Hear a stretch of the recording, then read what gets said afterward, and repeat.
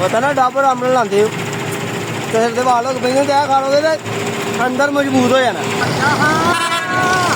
आमले आमले आमले आमले जे किते आमले का चार खाना होए ते मेरे कोल आ जाओ, मैं फिर खवाल दांगा। तो जे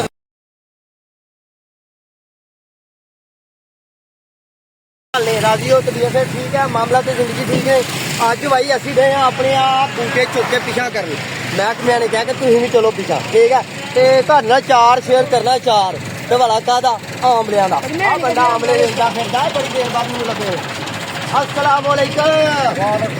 वो देसी आमले, देसी आमले, प्यारे आमले, आलू मशहूर आमले, मतलब शानदार धमधम मंडी वाला भाई। ओए ओए ओए शानदार धमधम मिले वो। थानू सस्ते मिलणगे ना। हाँ सस्ता ही बाजार का ठंडा।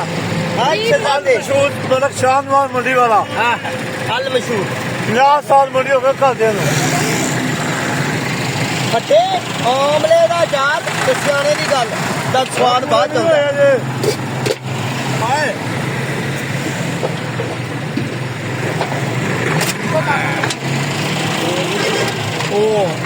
आमले बूटे का लोगों का आखी होना हलवा आमले ये मशहूरा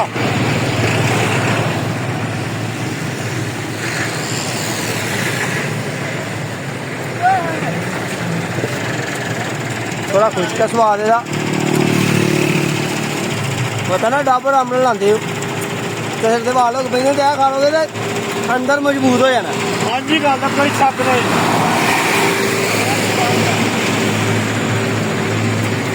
मटर भिंडियां मिर्चा लो जी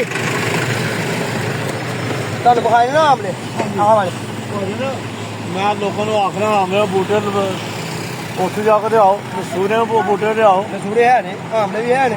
ठीक है भेजना बंदे जे बंदे दे 150 बूटा देना तेरे आंग दे दियांगे बूटियां दा अंबां दा यार दे दियांगे। झूबां दे चल चलिए मेरे बूटे जाने ना उधर आओ उधर चलो।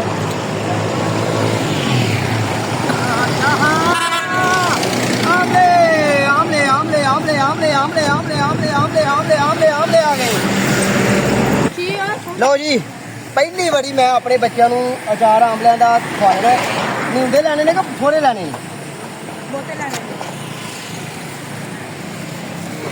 लो जी नींदे हो गए ये आ नींदे दो पाए ने। चलो 2.5 किलो आमले लेने, इन्होंने जाके धोना है, धो के ते इन्होंने डायरैक्ट उबालना है। इन्होंने तेल च उबालना ना, तेल च सरों के तेल च।